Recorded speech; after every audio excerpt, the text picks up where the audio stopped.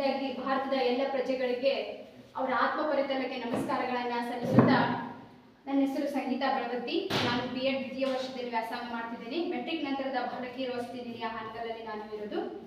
ಉತ್ತರದಲ್ಲಿ ಹಿಮಾಲಯ ಪರ್ವತ, ದಕ್ಷಿಣದಲ್ಲಿ ಹಿಂದೂ ಮಹಾಸಾಗರ, ಪೂರ್ವದಲ್ಲಿ ಬಂಗಾಳ ಕೊಲ್ಲಿ, ಪಶ್ಚಿಮದಲ್ಲಿ ಅರಬ್ಬಿ ಸಮುದ್ರವನ್ನು ಹೊಂದಿರತಕ್ಕಂಥ ಏಕೈಕ ದೇಶ ನನ್ನ ಹೆಮ್ಮೆಯ ಭಾರತ.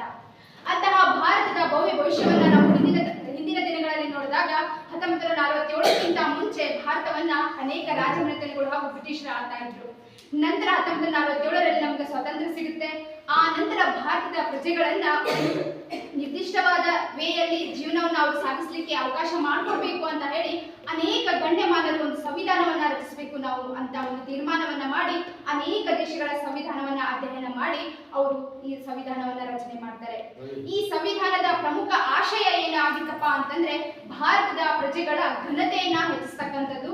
ಅವರು ಸಾರ್ವಭೌಮ ಜಾತ್ಯತೀತ ಸಮಾಜವಾದಿ ರಾಷ್ಟ್ರವನ್ನಾಗಿ ಮಾಡಿ ಅವರು ಭಾರತದ ಪ್ರಜೆಗಳಾಗಿ ಬದುಕಬೇಕು ಅಂತಕ್ಕಂಥದ್ದು.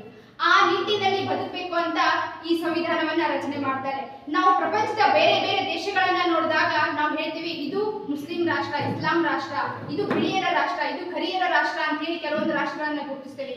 ಆದ್ರೆ ನಮ್ಮ ಸಂವಿಧಾನ ನಮ್ಗೆ ಹೇಳುತ್ತೆ ನಮ್ಮ ರಾಷ್ಟ್ರ ಜಾತ್ಯತೀತ ರಾಷ್ಟ್ರ ಅಂತ. ಅದರ ಅರ್ಥ ಇಲ್ಲಿ ಯಾವುದೇ ಜಾತಿ ಮೇಲಲ್ಲ ಕೀಳಲ್ಲ ಅಂತಕ್ಕಂಥದ್ದನ್ನ ನಮ್ಮ ಸಂವಿಧಾನ ನಮ್ಗೆ ತಿಳಿಸ್ಕೊಡುತ್ತೆ. ನಾವೆಲ್ಲರೂ ಇವತ್ತು ಇಲ್ಲಿ ಕೂತಿದ್ದೀವಿ, ಹೊರಗೆ ನಮ್ಗೆ ಬೇಕಾದಾಗ ಓಡಾಡ್ತಿದ್ದೀವಿ, ನಮ್ಗೆ ಬೇಕಾದ ಡ್ರೆಸ್ ಅನ್ನ ಹಾಕೊಂಡಿದ್ದೀವಿ, ನಮ್ಗೆ ಬೇಕಾದ ಪ್ರದೇಶದಲ್ಲಿ ವಾಸಿಸ್ತಿದ್ದೀವಿ ಅಂತ ಅಂದ್ರೆ ಅದಕ್ಕೆ ಮೂಲ ಕಾರಣ ಸಂವಿಧಾನ ಅಂತ ಹೇಳ್ಬೋದು. ಯಾಕಪ್ಪ ಅಂದ್ರೆ ನಮಗೆ ಕೊಟ್ಟಿರ್ತಕ್ಕಂಥ ಸ್ವಾತಂತ್ರ್ಯದ ಹಕ್ಕು. ಅದೇ ರೀತಿ ಈ ಸಂವಿಧಾನವನ್ನ ರಚನೆ ಮಾಡ್ಬೇಕಾದ್ರೆ ಫಸ್ಟ್ ಆಫ್ ಆಲ್ ತಳಹದಿಯಾಗಿ ಉಪನಿಷತ್ತಿನ ಒಂದು ಅಂಶವನ್ನ ತಗೊಂತಾರೆ. ಅದೇನಂದ್ರೆ ಸೃಷ್ಟಿಯಲ್ಲಿರುವ ಎಲ್ಲರೂ ಸಮಾನರು ಅಂತಕ್ಕಂಥ ಅಂಶವನ್ನ. ಅಂದ್ರೆ ಸ್ನೇಹಿತರೆ, ನಾನು ನಿಮ್ಗೆ ಹೇಳೋದಿಷ್ಟೇ, ಭಾರತದ ಸಂವಿಧಾನ ಕೇವಲ ಭಾರತೀಯರಿಗೆ ಮಾತ್ರ ಅಲ್ಲ, ವಿದೇಶಿಯರಿಗೂ ಸಹ ಅಪ್ಲೈ ಆಗೋ ರೀತಿ ಎಲ್ಲರೂ ಸಹ ಸಮಾನರು ಅನ್ನೋ ಅಂಶವನ್ನ ಅಳವಡಿಸ್ಕೊತೀವಿ. ಅದ್ರ ಜೊತೆಗೆ ಪ್ರಜೆಗಳು ಮಾತ್ರ ಅಲ್ಲ, ಮನುಷ್ಯರು ಮಾತ್ರ ಅಲ್ಲ, ಪ್ರಾಣಿ ಪಕ್ಷಿಗಳಿಗೂ ಸಹ ಸ್ವತಂತ್ರವಾಗಿ ಸಮಾನವಾಗಿ ಬದುಕುವ ಹಕ್ಕನ್ನು ಕೊಟ್ಟಿರ್ತಕ್ಕಂಥ ಒಂದೇ ಒಂದು ಸಂವಿಧಾನ, ಅದು ನಮ್ಮ ಭಾರತದ ಸಂವಿಧಾನ ಅಂತ ಹೇಳ್ಬೋದು. ಅದೇ ರೀತಿ ಶೋಷಣೆ ವಿರುದ್ಧದ ಹಕ್ಕುಗಳನ್ನಾಗಿ ಯಾವುದೇ ರೀತಿ ವಿಶ್ವ ಶಾಂತಿಯನ್ನ, ವಿಶ್ವ ಭ್ರಾತೃತ್ವವನ್ನ ಹೇಳಿರ್ತಕ್ಕಂಥ ಸಂವಿಧಾನ ನಮ್ಮ ಭಾರತದ ಸಂವಿಧಾನ. ಇನ್ನ ಯಾವುದೇ ಧರ್ಮ ಜಾತಿಯನ್ನ ಹೇಳದೇ ರೀತಿ ಎಲ್ಲರೂ ಸಹ ಸಮಾನರು, ಯಾವುದೇ ಧರ್ಮ ಮೇಲಲ್ಲ ಕೀಳಲ್ಲ ಅಂತಕ್ಕಂಥ ಹೇಳೋ ರೀತಿ ಧಾರ್ಮಿಕ ಹಕ್ಕನ್ನ ಸಹ ನಮಗೆ ನಮ್ಮ ಸಂವಿಧಾನ ನೀಡಿದೆ. ಒಬ್ಬ ಕುಲಪತಿಯವರು ಒಂದು ಭಾಷಣದಲ್ಲಿ ಹೇಳ್ತಾರೆ, ಡಾಕ್ಟರ್ S. ಸಚ್ಚಿದಾನಂದ ಅವರು, ನಮ್ಮ ನಿಜವಾದ ಧರ್ಮ ಗ್ರಂಥ ಬೈಬಲ್ ಅಲ್ಲ, ಭಗವದ್ಗೀತೆ ಅಲ್ಲ, ರಾಮಾಯಣ ಅಲ್ಲ, ಕುರಾನ್ ಅಲ್ಲ, ನಮ್ಮ ಭಾರತದ ಪ್ರಜೆಗಳ ನಿಜವಾದ ಧರ್ಮ ಗ್ರಂಥ ಇದ್ರೆ ಅದು ಭಾರತದ ಸಂವಿಧಾನ ಅಂತ ಹೇಳ್ತಾರೆ. ಹೌದಲ್ಲ ಸ್ನೇಹಿತರೆ, ನಿಜವಾದ ನಮ್ಮ ಧರ್ಮ ಗ್ರಂಥ ಭಾರತದ ಸಂವಿಧಾನ ಅಂತ ಹೇಳ್ಬೋದು. ಇದೇ ರೀತಿ 6 ಮೂಲಭೂತ ಹಕ್ಕುಗಳನ್ನ ನೀಡಿದೆ, 11 ಕರ್ತವ್ಯಗಳನ್ನ ಭಾರತದ ಸಂವಿಧಾನ ನಮ್ಗೆ ನೀಡಿದೆ. ಆದ್ರೆ ಇತ್ತೀಚಿನ ಪ್ರಜೆಗಳೆಲ್ಲ ಏನ್ ಮಾಡ್ತಾರಪ್ಪ ಅಂತಂದ್ರೆ ಕೇವಲ ಹಕ್ಕುಗಳಿಗಾಗಿ ಹೋರಾಡ್ತಾರೆ ಹೊರತು ಯಾರೂ ಸಹ ಕರ್ತವ್ಯಗಳಿಗಾಗಿ ಎಂದೂ ಸಹ ಮುಂದೆ ಬರೋಲ್ಲ, ಕರ್ತವ್ಯಗಳನ್ನ ಪಾಲಿಸೋದ್ರೂ ಸಹ. ಹಾಗಾಗಿ ಭಾರತದ ಸಂವಿಧಾನದ ಆಶಯ ಕುಂಠಿತವಾಗ್ತಿದೆ ಅಂತಾನೆ ಹೇಳ್ಬೋದು. ನಿಮ್ಗೆಲ್ಲ ಗೊತ್ತಿರೋ ಹಾಗೆ ಕರ್ತವ್ಯಗಳಲ್ಲಿ ನಾವೆಲ್ಲರೂ ಕಡಿಮೆ ಆಗ್ತಿದ್ದೀವಿ.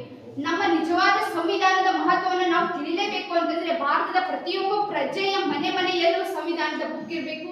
ನಾವು ಜೀವನದಲ್ಲಿ ಒಮ್ಮೆ ಆದ್ರೂ ಸಂವಿಧಾನವನ್ನ ಓದಲೇಬೇಕು. ಅಂದಾಗ ಮಾತ್ರ ನಮಗೆ ನಮ್ಮ ಸಂವಿಧಾನ ಏನೇನು ಕೊಡ್ತಾ ಇದೆ, ನಾವು ಅದಕ್ಕೆ ಏನೇನು ಕೊಡ್ಬೇಕು ಅನ್ನೋದು ಗೊತ್ತಾಗೋದು. ಅಲ್ಲಿವರೆಗೂ ಗೊತ್ತಾಗಲ್ಲ. ಇದನ್ನ ಯಾಕೆ ಹೇಳ್ತಿದ್ದೀರಪ್ಪ ಅಂತಂದ್ರೆ ಈಗಲೂ ಸಹ ಎಷ್ಟೋ ಹಳ್ಳಿಗಳಲ್ಲಿ ದೀನ ದಲಿತರಿದ್ದಾರೆ, ಅವರು ಈಗಲೂ ಸಹ ಶೋಷಣೆಗೆ ಒಳಗಾಗ್ತಿದ್ದಾರೆ.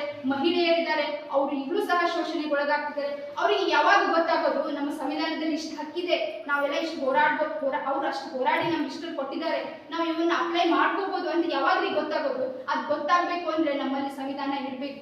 ಆ ಸಂವಿಧಾನವನ್ನು ನಾವು ಅಧ್ಯಯನ ಮಾಡಬೇಕು. ಅಧ್ಯಯನ ಮಾಡಿದಾಗ ಮಾತ್ರ ನಮಗೆ ನಮ್ಮ ಸಂವಿಧಾನ ಏನೇನು ಕೊಟ್ಟಿದೆ, ನಾವು ಅದಕ್ಕೆ ಏನೇನು ಕೊಡ್ಬೇಕು ಅನ್ನೋದು ಗೊತ್ತಾಗೋದು.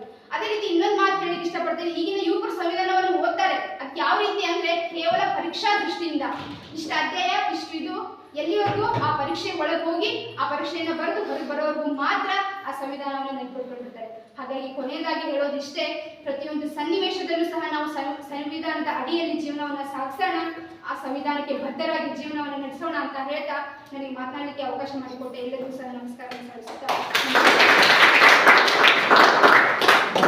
ಸಂಗೀತ ಅವರಿಗೆ ಧನ್ಯವಾದಗಳು. ಈಗ ರಕ್ಷಿತಾ ಭಜಂತ್ರಿ.